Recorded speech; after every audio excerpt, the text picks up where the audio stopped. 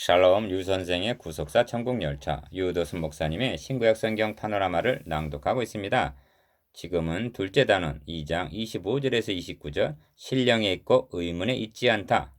로마서 30번째 시간입니다.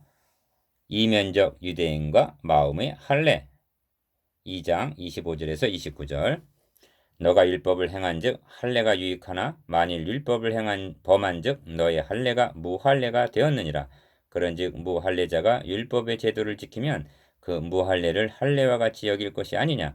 또한 본래 무할례자가 율법을 온전히 지키면 의문과 할례를 가지고 율법을 범한 너를 판단치 아니하겠느냐. 대저 표면적 유대인이 아니요 표면적 육신의 할례가 아니라 오직 이면적 유대인이며 할례는 마음에 할지니 신령에 있고 의문에 있지 아니하는 것이라. 그 칭찬이 사람에게서가 아니요 다만 하나님에게서니라. 사도는 본문에서 할례 문제를 들어서 유대인들을 비판하고 있습니다. 왜냐하면 유대인들이 할례를 최대 특권으로 간주하고 있었기 때문입니다. 어찌하여 사도는 할례 문제를 앞의 대목에서 함께 다루지 아니하고 별도로 취급을 하고 있는 것일까요? 이는 의도적으로 그렇게 하고 있는 것입니다.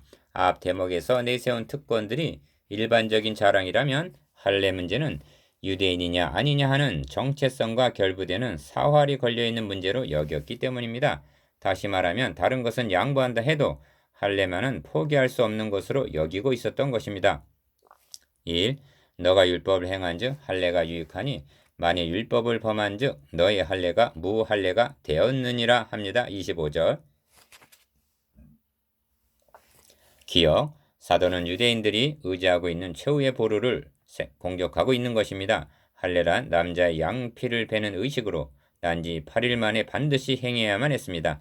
만일 할례를 받지 아니하면 백성 중에서 끊어지리니 그가 내 언약을 배반하였음이라 하고 창세기 17장 14절에 말씀하셨기 때문입니다. 니은 그러므로 할례 받지 않은 사람은 유월절에 참여하지도 못하고 성소에 들어갈 수도 없었습니다.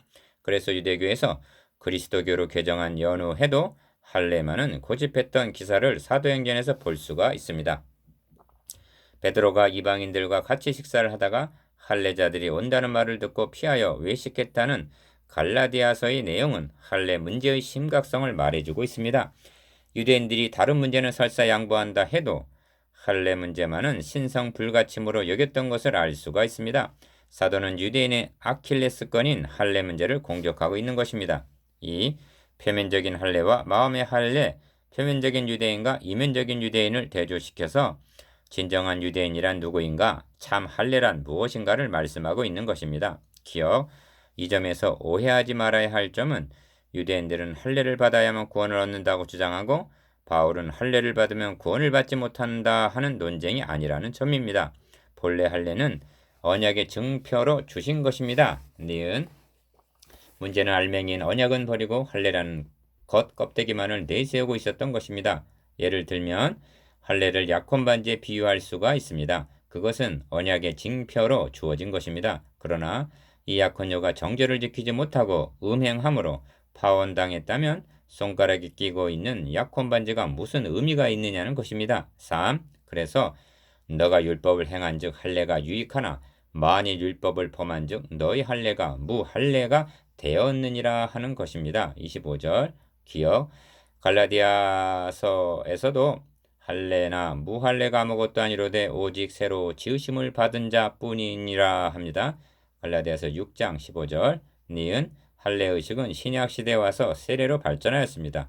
세례는 예수 그리스도를 나의 주로 시인하고 나는 그의 종됨을 고백한 사람들에게 베풀어집니다. 그런데 예수를 진실이 믿지도 아니하며 믿음에 대한 순종의 삶도 없이 세례 받은 것만을 자랑한다면 그 세례가 무슨 유익이 있겠습니까? 4. 사도는 외식적인 신앙을 인정사정 없이 맹폭을 합니다. 기억 25절에서는 율법을 범한 너의 할례가 무할례가 되었다고 선언하고는 이 니은 26절에서는 도리어 이방인들이 율법을 지킨다면 할례와 같이 여길 것이 아니냐 합니다.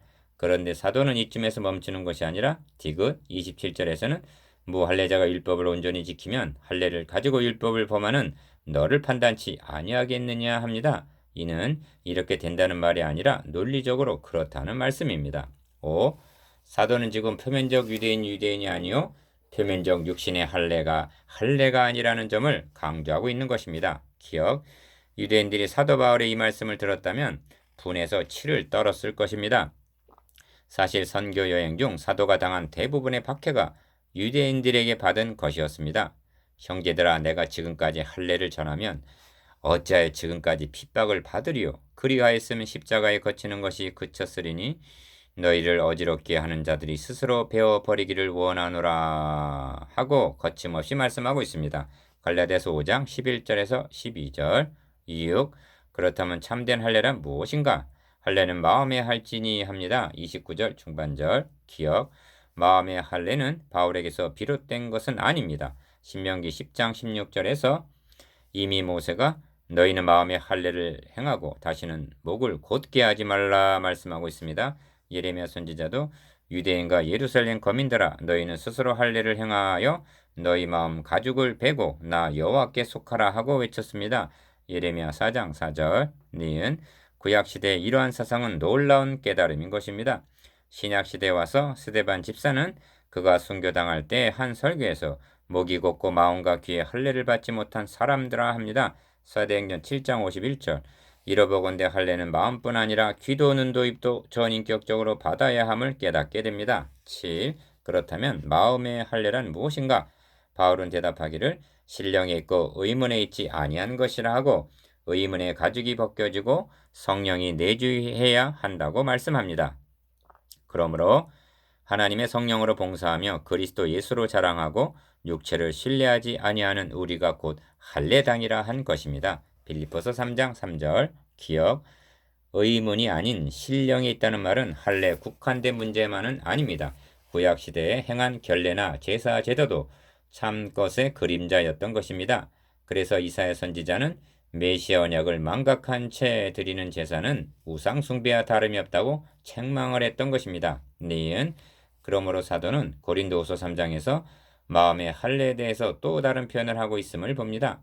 그러나 저희 마음이 완고하여 오늘까지라도 구약을 읽을 때 그 수건이 오히려 벗어지지 아니하고 있으니 그 수건은 그리스도 안에서 없어질 것이라 수건이 오히려 그 마음을 덮었도다 하고 말씀합니다. 고린도후서 3장 14절 15절. 무슨 뜻이냐 하면 모세가 광채나는 얼굴을 수건으로 가린 것처럼 의문의 수건으로 복음의 광채를 가리는 자들이 있다는 말씀입니다. 가, 신령으로 예배하지 않고 형식적인 예배를 드리고 있다면 마음의 할례를 받지 못한 연고요. 나, 하나님의 말씀을 바르게 증거하지 못한다면 입의 할례 받지 못한 연고요. 다, 사람의 말로 받는다면 귀의 할례를 받지 못한 연고인 것입니다. 라, 성령의 거듭남이 없이 물세례만을 받았다면 그것은 의문이요. 마, 주의 일을 성령으로 하지 않고 의문으로 행하게 된다면 그것은 마음의 할례를 받지 못한 것이 됩니다. 디귿. 그러므로 본문 말씀은 유대인만이 아니라 우리의 신앙을 검증하게 합니다. 우리는 마음의 할례를 받았는가? 귀의 할례를 받았는가? 눈도 입도 할례를 받았는가? 마음의 수건은 벗어졌는가? 얼굴에 가면을 쓰고 있지는 아니한가? 표면적인 그리스도인인가? 이면적인 그리스도인인가? 이것이 신령에 있고 의문에 있지 아니한 마음의 할례입니다. 묵상해 봅시다. 1. 사도는 왜 할례 문제를 따로 취급하고 있습니까? 2. 진정한 할례는 무엇입니까? 3. 마음뿐 아니라 귀와 눈과 입에도 할례를 받았는가?